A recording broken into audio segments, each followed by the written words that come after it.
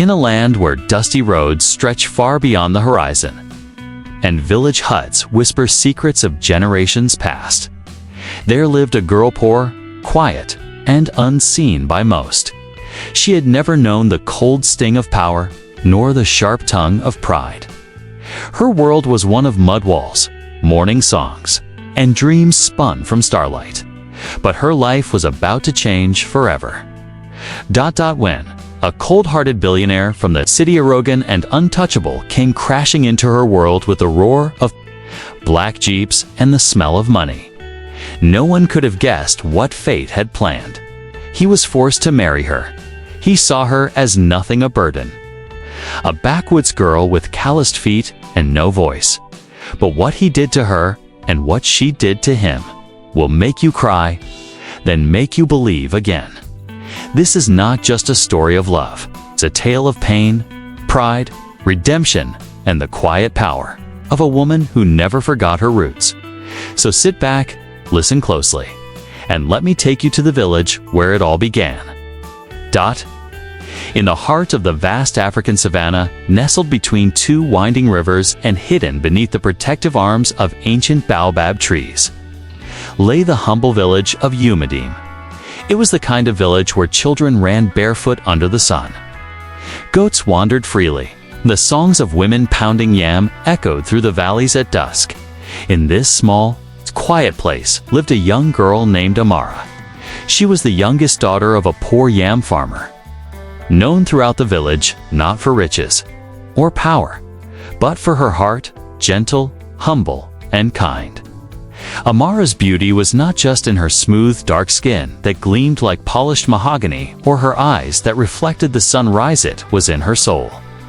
She helped the elders carry water, taught the village children how to sing, and would often give her food to the hungry, even when she had little to eat. But fate does not care for kindness. The news that shook the village one hot morning. The village elder Papa Ikena called an urgent meeting at the village square. Dust rose from the feet of curious villagers as they gathered under the great Iroko tree. There was tension in the air. People of Umudim, the elder began, his voice cracked with age. A powerful man from the city is coming. He wants our land, for oil, for buildings, for business. Murmurs spread like wildfire. This man was Obina Okafor, a name, whispered with both fear and awe. The young billionaire who owned half the state, who built malls where forests once stood, and who crushed rivals with a smile. He had never set foot in a village since the day he left his father's compound in tears. He had no love for the past, only profit. Now, he wanted Umadim. Enter the billionaire. 3 black jeeps thundered into the village the next day. Dust filled the air. Children stopped playing. Mothers held their babies closer. The man who stepped out wore dark sunglasses and a wristwatch worth more than the entire village's yearly harvest. It was Obina. He didn't greet, he didn't smile. He looked around with thinly veiled disgust. What a backward little place, he muttered under his breath. He had come with one goal: to convince the elders to sell the ancestral land for a commercial project. But the elders, wise and rooted in tradition, refused. The land wasn't just soil and trees, it was sacred. It carried stories, spirits, and memories. Obiane grew angry. You think I care about your stories? He spat. I'm offering you wealth, jobs, development. PapaIkena.com, as always, replied, you can take our money, but not our soul. The standoff grew intense, and then something unexpected happened. A deal is struck. Obina's late father, before he died, had made a promise to the village. He had once said, if ever my son comes back, he must reconnect with his roots. Let him marry from this land if he seeks to own it. Obina had laughed when he first heard it, but the elders remembered. If you want our land, Papa Ikena said slowly, you must marry one of our daughters. A marriage of unity. Only then will the ancestors bless this deal. It was meant to drive him away. But Obina arrogant and fueled by pride, agreed out of spite. "Fine," he said coldly. "Bring me your daughters. I will pick one and marry her by week's end." Choosing Amara, the village fell into chaos. Some mothers pushed their daughters forward, dreaming of city wealth. Others cursed the idea, saying no daughter should be sold like cattle. But Amara said nothing. She didn't seek attention.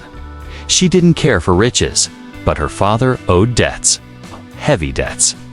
And when the elders quietly chose her because of her humility, her quiet dignity, and her lack of interest and wealth, she did not cry. She simply nodded.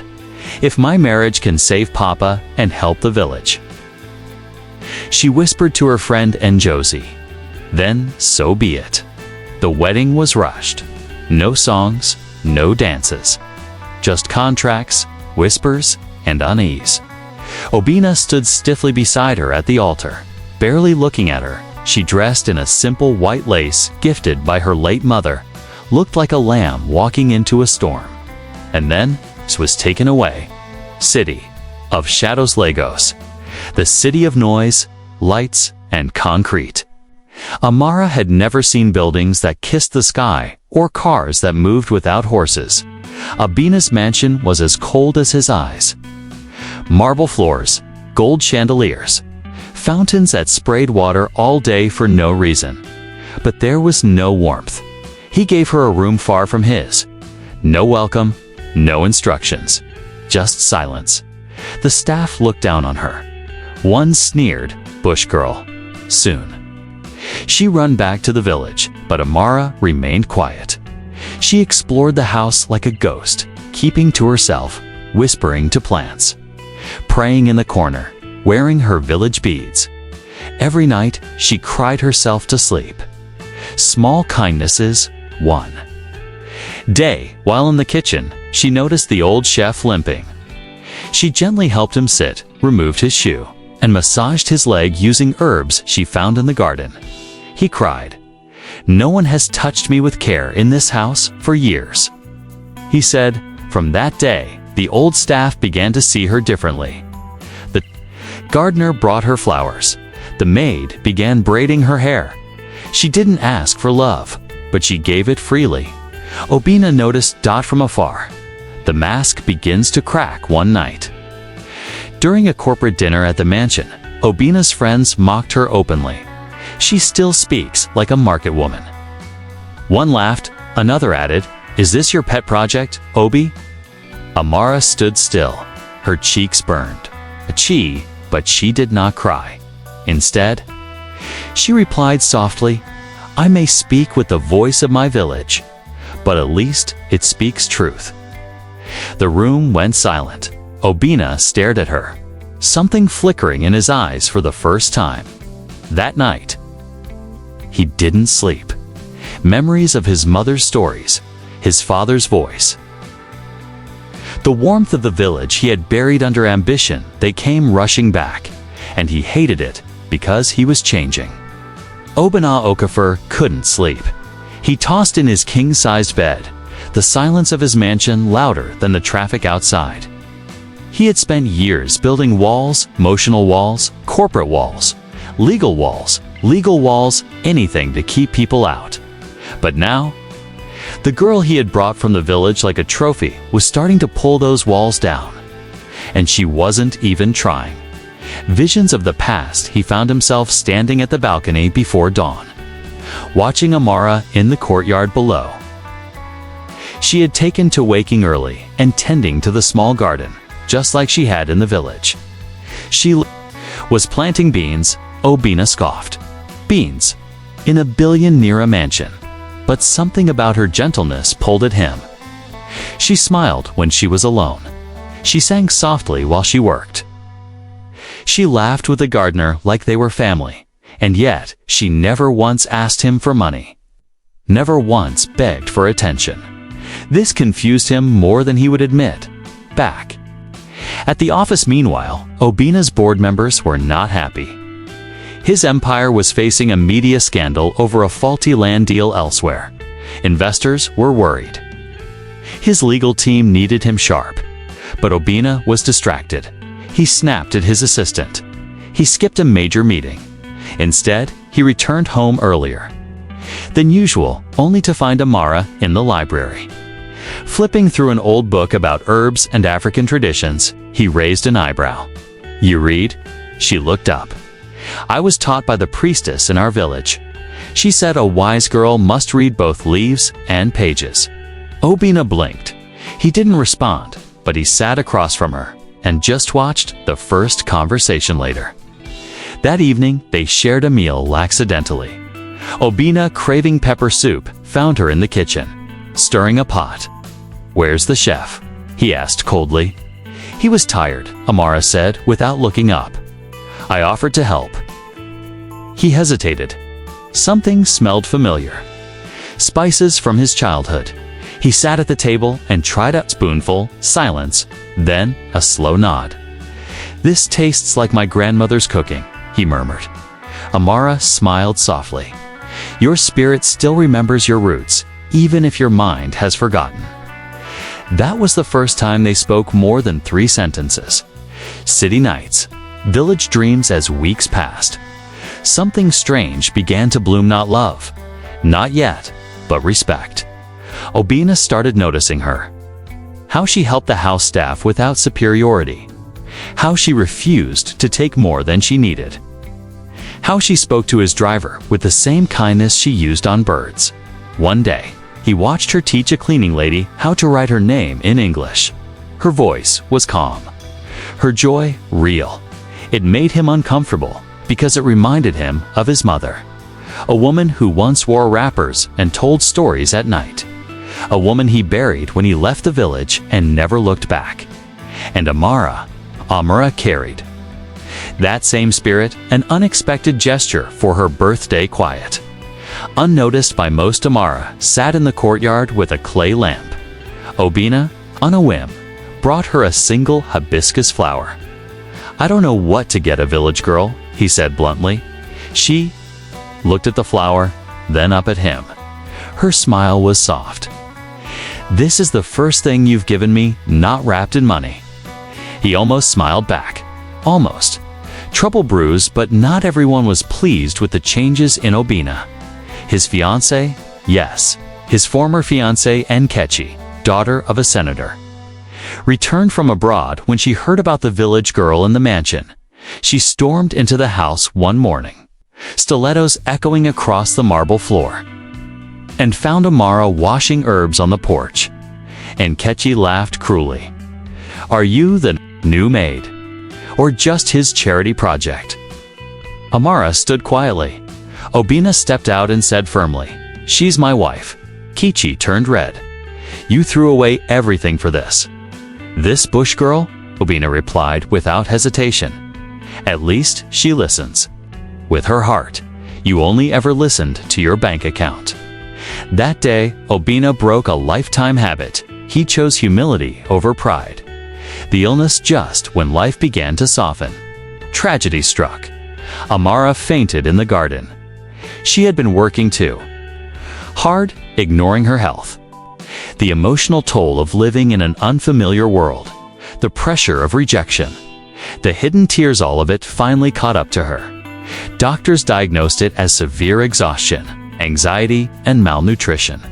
Obina was stunned. "You mean she's been starving herself?" The doctor replied, "Not starvation. Stress. She carries too much weight on her spirit." Obina sat at her bedside for hours, and for the first time, he wept. Not for business, not for money, but for her. The girl he never wanted. Now the woman he couldn't bear to lose. Journey back home against medical advice. Obina made a decision. "We're going back," he told her softly. "To the village." "Yes," he said. "You need to heal. And so do I." The sun was just rising over the Lago skyline when Obanon and Amara began their journey back to Umudum. But this time was different. Not in a convoy of black SUVs, not as a man seeking land, but as a husband carrying his sick wife home. He sat beside her, holding her hand for the first time without hesitation. Her skin was cold, her eyes half closed, but there was peace in her silence. The driver said nothing. The birds outside the window sang a song only the spirits could understand. And the road stretched like a ribbon of fate pulling them home. Village whispers the moment the car entered Umadim. Children began running beside it, laughing and shouting, "Amara is back! Amara is back!" Women dropped their calabashes. Men looked on in stunned silence. They all stared, not at the billionaire, but at their daughter, who had once walked barefoot through their streets and now returned. Fragile, yet sacred. Papa Ikenna came forward. His eyes misted. "My daughter," he whispered, "you have returned." Obina stepped out, carried Amara in his arms, and for the first time, bowed before the elders. "I have wronged her," he said, voice breaking. "And I need your help to heal her spirit, soul, and body." There was silence. Then a soft murmur from Mama Nika, the old healer. "Let the ancestors decide." The healing begins. Amara was laid under the ancient Odin tree, where village women once gave birth and elders once whispered prayers. Mama Nika prepared herbs, brewed teas, chanted over her body in ancient tongues. Each night, Obina slept by her mat. He fetched water from the stream. He ground herbs with his hands. He stopped wearing suits. He even joined the village boys to fetch firewood. And slowly, miraculously, Mara began to heal. Her cheeks regained color. Her eyes opened with recognition. She smiled, but it was Obina's transformation that stunned the village more. The billionaire now ate from wooden bowls, sat on mats, laughed with children, and bowed to elders. He was becoming human again. A new bond one quiet night. Amara and Obina sat by the fire. The stars blinked above them like watching spirits. "I never hated you," she whispered. He looked at her, pained. "I did everything wrong," he replied. "But you never gave up on me." She touched his hand gently. "You were never the enemy. Pride was." They didn't speak after that, but in silence, a bond was sealed, one not born of contract or tradition, but of truth. A village wedding. Months passed, and one morning, Papa Ikenna called the drums. "There was a wedding before," he said, "but it was cold and without soul. Today, we marry them again, this time with love." The entire village came. The children wore white. The women danced. Amara walked down the path with a woven basket of flowers. Not in lace, but in a beautifully embroidered ankara, handmade by the village girls. Obina wore a simple native wrapper, barefoot, humble. When they exchanged vows, there were no rings, only beaded bracelets made from the village stream's sacred stones. And when he kissed her, the crowd erupted in joy. This time, there were no contracts. Only commitment. New purpose. Obina chose to stay in. You moved him for a while longer. He built a free health clinic. He helped restore the crumbling village school. He donated books, solar panels, and farm tools, not as charity, but in honor of Amara. Amara herself began teaching young girls in the evenings lessons about confidence, culture, and kindness. The villagers no longer called her the poor girl married off to a billionaire. They called her the Queen of the People. City. Ties reborn. Eventually, Obina returned to Lagos, but he was no longer the same man. He no longer shouted at staff. He greeted his drivers by name. He allowed village culture in his corporate buildings. Music, even storytelling during meetings, and beside him at every gala. Every boardroom, every decision, stood Amara, no longer a silent girl, but a partner. Together, they became legends. Months passed like whispers through tall grass. The transformation of Obina and the rising power of Amara's influence began to reach the ears of powerful men who weren't so pleased. You see, not everyone celebrates when a tyrant becomes humbled. There are those who thrive in chaos, who profit when the arrogant stay arrogant and the weak stay silent.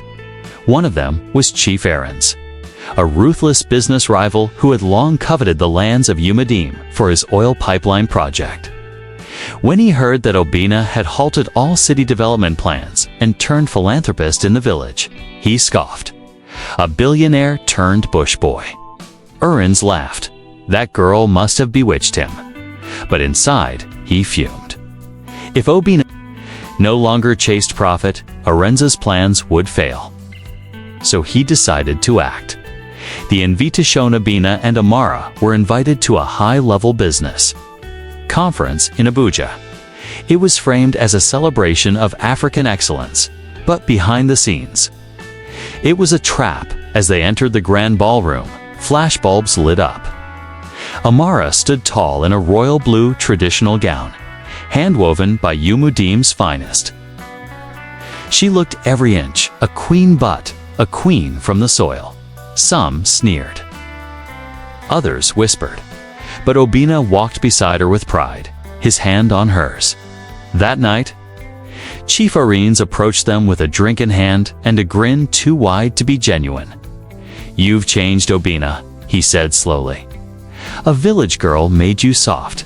Obina smiled. "No, she made me see clearly." "Careful," Areens hissed. "The world doesn't reward men who see with their hearts." A subtle attack. Days after the event, Obina's businesses came under sudden audit. Contracts were questioned, licenses revoked. Media stories began to swirl.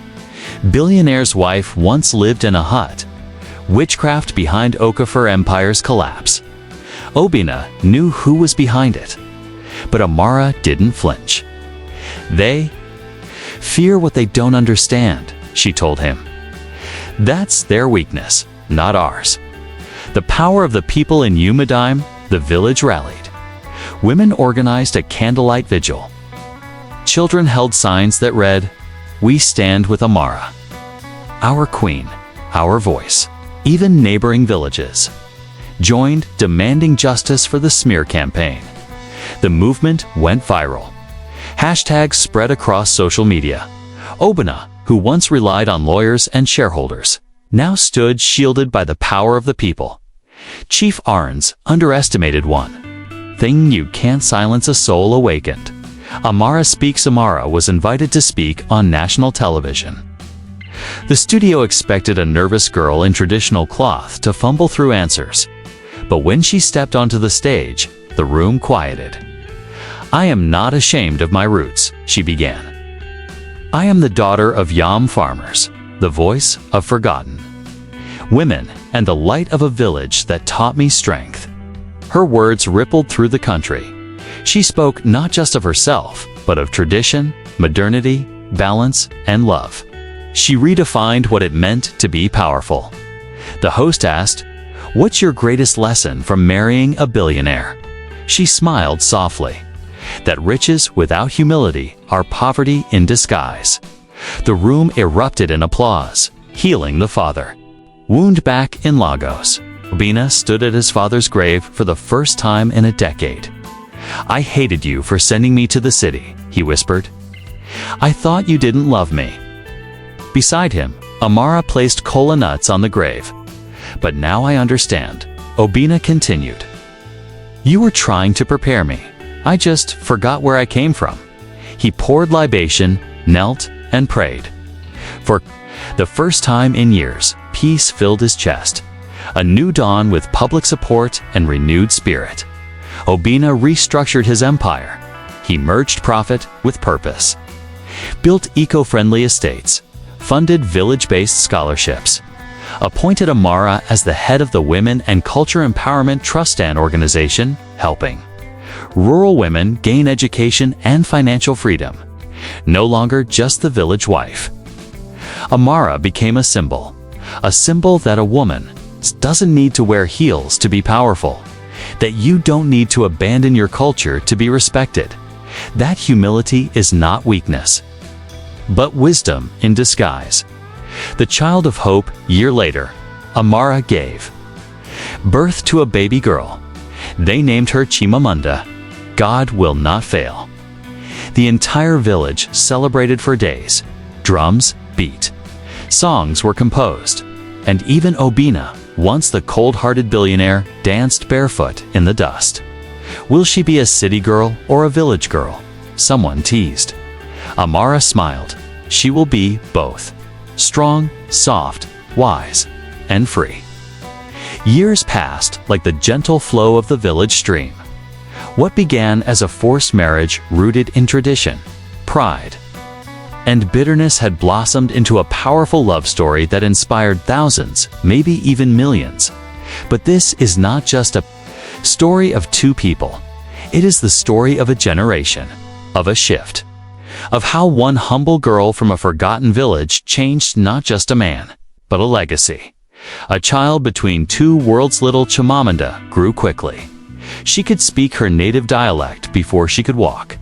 She danced at the village festivals with the old women, and she could name herbs by scent alone. But she also walked confidently into corporate boardrooms in Lagos by age 6, gripping her father's hand and asking, "Why don't rich people ever smile with their eyes, Papa?" Obina would laugh and say, "You ask too many questions, okay?" Amara would smile and say, "She asks just enough." Chimamanda had both fire and grace. A perfect blend of mother and father, tradition and change. A test of faith, but life, as it always does, would test the very foundation they had built. A drought struck Humudim. Crops failed. Wells dried up. Children went hungry. It hadn't been this bad in decades. The villagers came to Amaran just as the wife of a billionaire, Pod as their daughter. "Please," Mama Nika said with a trembling voice, "we have nothing left." Without hesitation, Amara and Obina mobilized everything they had. Trucks of food, tanks of clean water, solar panels, and medical supplies poured into the village.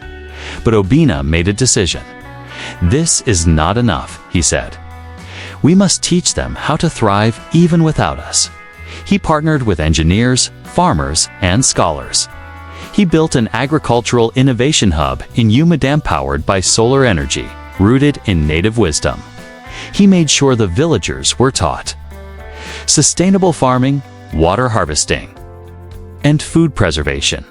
He created systems that wouldn't just feed them for a day but for generations, the spirit of the ancestors. One evening, during the Harmattan winds, Amara had a dream.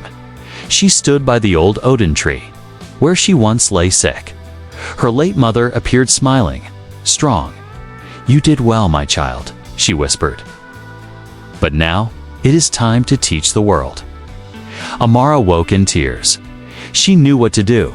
She began traveling not for glamour, not for fame, but to speak to rural communities across Africa.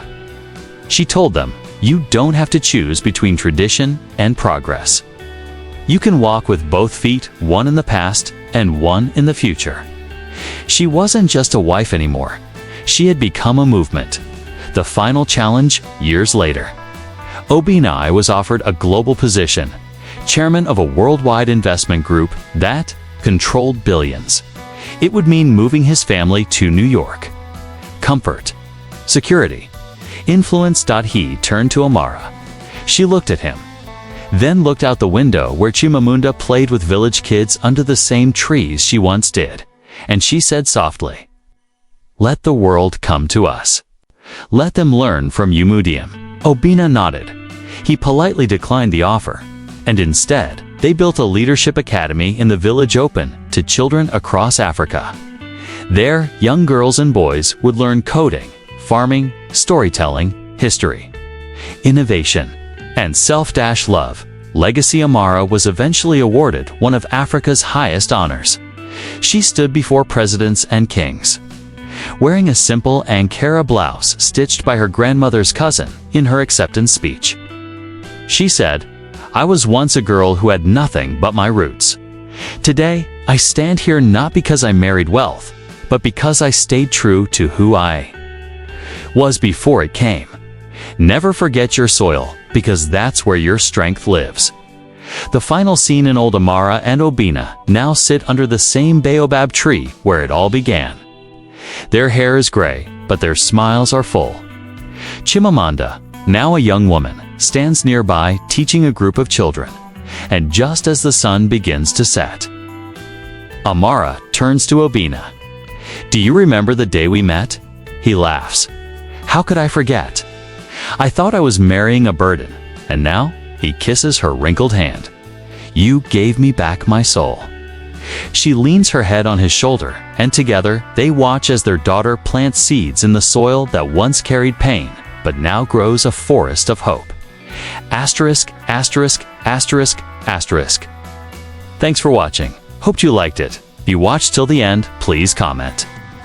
And so that we could understand you were with us till the end. As well as, please let us know, where are you watching from?